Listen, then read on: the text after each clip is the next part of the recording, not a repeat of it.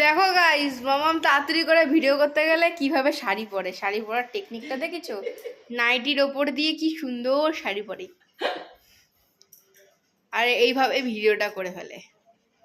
তোমরা কারা এরকম টেকনিক ইউজ করো কমেন্ট করো। হ্যাঁ, পাগলির মতোই লাগছে দেখতে। ই বাবা, এইভাবে শাড়ি পরে কেউ? সুন্দর করে সেজে গুজে তারপর তো ভিডিও করতে হয়। সময় দিস আমাকে, আমরা সময় দিই তোমাকে, তো এরকম ভাবে ভিডিও করলে হবে?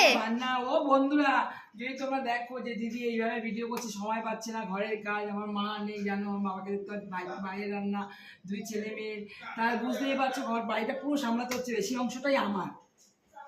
শুধু রান্না খাওয়া করলে তো হবে না, বাইরের দিকে দাদা সামলাচ্ছে, ভিতরে ঘরের দিকে সম্পূর্ণ আমি। কোনো বাড়িতে কোনো মেয়ে ছেলে আর আদার্স নেই বলা চলে।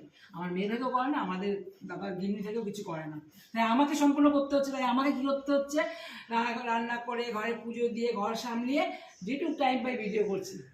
মায়ের সাথে সেজে গুজেও করি, তোমরা দেখতেই পাও ভিডিওতে।